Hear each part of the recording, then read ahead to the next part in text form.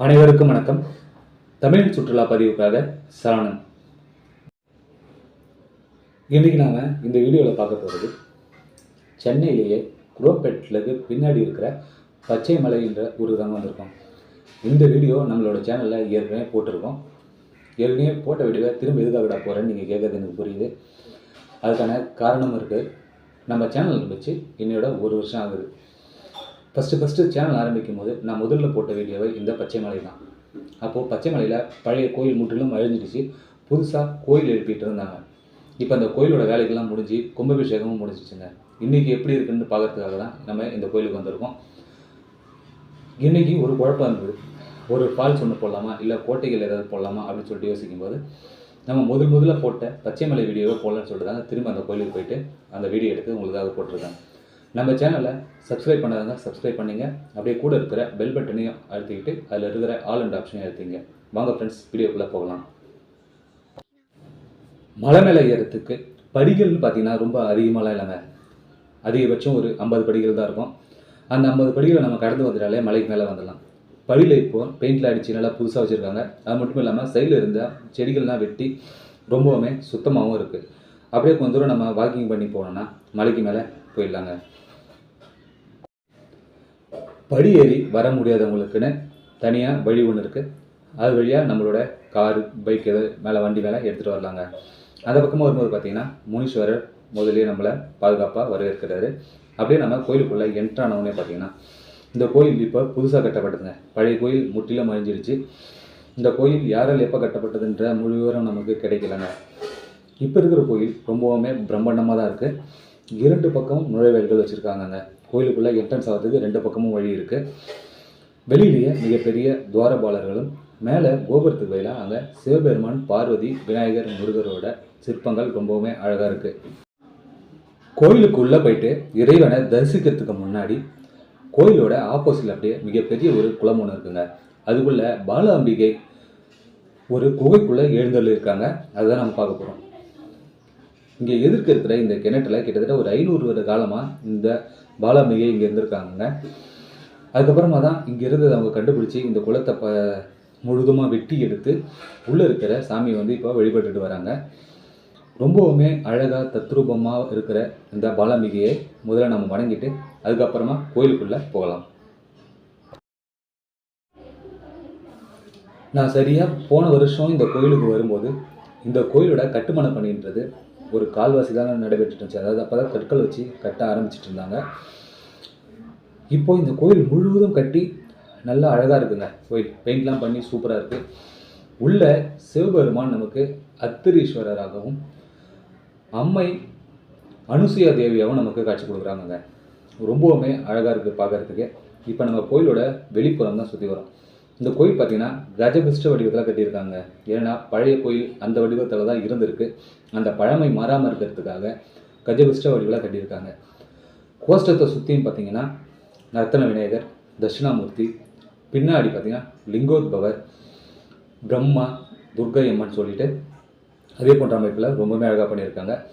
இங்கே மூலவரோட முருகப்பெருமான் வள்ளி தேவியோட நமக்கு காட்சி தர்றாருங்க.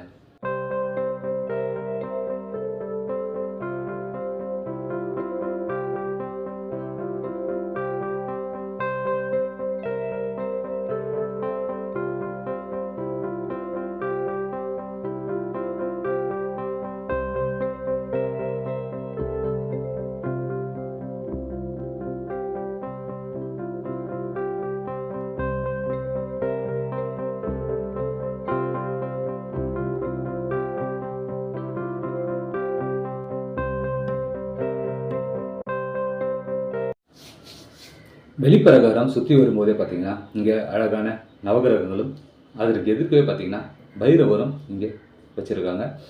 அவங்களையெல்லாம் நம்ம வணங்கிட்டு அப்படியே மலைக்கு இன்னொரு பகுதிக்கு போக ஆரம்பிக்கலாங்க.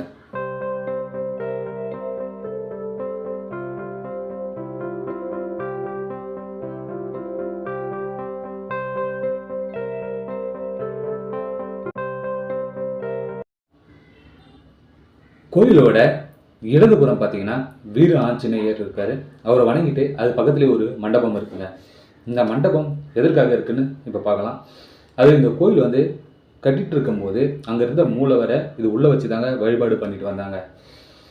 இப்போ இந்த மண்டபத்தில் 18 சித்தர்களோட ஃபோட்டோகளை வச்சுருக்காங்க. அவங்க எவ்வளவு காலம் வாழ்ந்தாங்க, எந்தெந்த ஊரில் பிறந்திருந்தாங்க அப்படின்றதெல்லாம் வந்து இங்கே நமக்கு காட்சியாக வச்சுருக்காங்க. இதெல்லாத்தையுமே நம்ம பார்த்துட்டு அப்படியே வெளியே வந்தோம்னா அதற்கு மேலே மலையோட உச்சிக்கு போகிறதுக்கான ஒரு வழி ஒன்று இருக்குங்க. அது மேலே தான் வள்ளலாரோட தீபமும் இருக்குது, அணையா தீபம். அதையும் நம்ம பார்க்க போகிறோம்.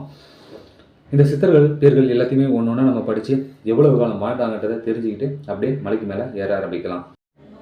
ஒரு வருஷத்துக்கு முன்னாடி வரும்போது என்னுடைய மகன் இந்த மரத்தில் இருக்கிற விழுதை பிடிச்சி ஊஞ்சல் ஆடுறதுக்கு பயந்தான்.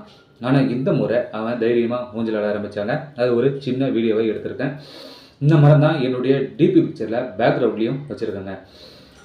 அப்படியே நம்ம இருந்து ஒரு 20 படிகள் மேலே ஏறி போனோம்னா மேலே வள்ளலாரோட அணையா தீபம் இருக்குது. அது பக்கத்துலேயே பெரிய ஒரு அரச மரத்தடியில் விநாயகர், அத்திரி மகரிஷி, அகத்தியர் போன்றவங்களாம் இருக்காங்க. அதனுடைய ஒரிஜினல் சவுண்டை இப்போ நீங்கள் கேளுங்க. மேலே எந்த அளவுக்கு காற்று அடிக்குதுன்றதை சூப்பராக இருக்கும், பாருங்கள்.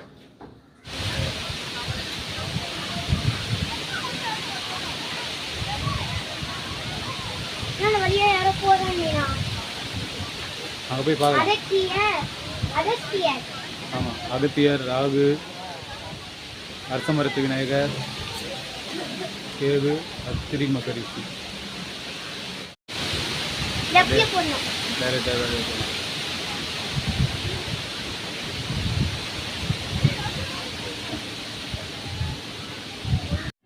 இந்த மலையோட உச்சியில் அரசம், வேம்பு 2 மரங்களும் ஒன்றாக இருக்குது. அதில் இருந்து வர காத்தோட சவுண்டு கேட்டிங்களா எவ்வளவு அழகாக இருக்குதுன்னு. மேலே ரொம்பவுமே ரம்மியமாக இருக்குங்க. அப்படியே அங்கேருந்து ஒரு சூப்பரான வியூ ஒன்று பார்க்கலாம்.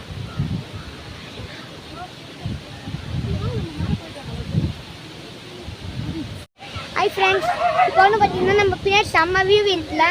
என்ன இருக்குதுன்னு பார்த்தீங்கன்னா பச்சை மலைக்கு பின்னாடி ஒரு செம்ம ஏரிங்க. அந்த ஏரியோட முனையில் நிறைய பாறை இருக்குது மலை மேலே. அந்த தானே இப்போ நம்ம வியூ பார்த்துட்டோம், செம்மையாக இருக்குல்ல. மலையிலேருந்து இறங்கும்போது பார்த்தீங்கன்னா இந்த கோயிலோட வியூ பாருங்கள் எவ்வளோ அழகாக இருக்குன்னு. கஜபிஷ்ட வடிவத்தில் விநாயகர் இந்த பக்கம், ஒரு பக்கம் முருகர், நேர லிங்கோத்பவர், அண்ணாண்ட அம்மனோட கருவறைன்னு, மூலவரோட கருவறை மிக பெரியதாகவும் எவ்வளோ அழகாக காட்சி கொடுக்குதுன்னு. அப்படியே நம்ம இறங்கி வரும்போது இதனுடைய அழகை ரசிச்சுக்கிட்டே கீழே இறங்கி வந்துட்டு இருந்தோங்க.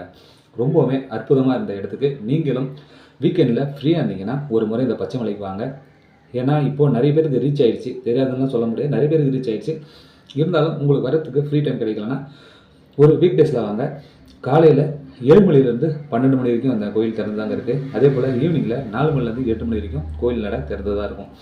நீங்கள் எப்போ இருந்தாலும் இங்கே சிவபெருமானை வழிபட்டுட்டு ஜாலியாக ஒரு நாளை வந்து என்ஜாய் பண்ணிட்டு போகலாம். இயற்கையை விரும்புகிறவர்களுக்கும் ஆன்மீகத்தை நாடி வரவங்களுக்கும் இந்த பச்சை மலை ஒரு சிறந்த இடமா இருக்குங்க. ஏன்னா இந்த ஒரு பக்கம் மலை மேலே சிவபெருமான் மலை இருக்குது. இதற்கு இடதுபுறமே மகாகாளியம்மனுக்கான ஒரு கோயிலும் இருக்குங்க. அது ஏற்கனவே நம்ம ஒரு வருஷம் முன்னாடி அந்த வீடியோ போட்டிருக்கோம். பார்க்காதவங்க டிஸ்கிரிப்ஷனில் லிங்க் தரேன், மறக்காமல் போய் பாருங்கள். இந்த பச்சைமலை கோயில் இப்போ இருக்கவும் அப்போ இருக்கிறதுக்கும் எவ்வளோ வித்தியாசம் இருக்குதுன்னு பாருங்கள். இங்கே அகத்தியர் வழிபாடும் சிறப்பாக நடந்துக்கிட்டு வருது. இதற்கு பக்கத்துலேயே பார்த்திங்கன்னா ஒரு சிறிய குன்றின் மேலே சித்தர்கள் தியானம் பண்ணுறது போலவான ஒரு அமைப்பு இருக்குது. அது இவங்களே தான் ஏற்படுத்தியிருக்காங்க. பார்க்கறதுக்கு ரொம்பவுமே தத்ரூபமாக இருக்குங்க. சிவன் வந்து ஜோதிலிங்கமாக அவங்களுக்கு காட்சி கொடுக்குற மாதிரியான இந்த அமைப்பு பார்க்கவே ரொம்ப அழகாக இருக்குது. இந்த மலை மேலே இருந்து அந்த ஒரு அழகான வியூ பாருங்கள். நம்ம படியிறதுக்கு முன்னாடியான வியூ தாங்க. அதுக்கு முன்னாடி இருக்கிற குரோப்பேட்டை அடுத்து இருக்கிற ஊர்களோட, அதாவது மடிப்பாக்கம், அந்த ஏரியாலாம் பார்த்திங்கன்னா இங்கேருந்து பார்த்தாலே ரொம்பவே அழகாகவே தெரிய ஆரம்பிக்கும். நம்ம படியிறங்கி கீழே இறங்க ஆரம்பிச்சிட்டோம் ஃப்ரெண்ட்ஸ். ஓகே, இந்த வீடியோ உங்கள் எல்லாருக்கும் பிடிச்சுன்னு நினைக்கிறேன். பிடிச்சிருந்ததுன்னா லைக் பண்ணுங்கள், சப்ஸ்கிரைப் பண்ணுங்கள், மறக்காமல் ஷேர் பண்ணுங்கள். உங்களுடைய கருத்துக்கள் எதுவாக இருந்தாலும் அதை கமெண்டில் சொல்லுங்கள். மீண்டும் உங்களை அடுத்த வீடியோவில் சந்திக்கிறேன். நன்றி, வணக்கம்.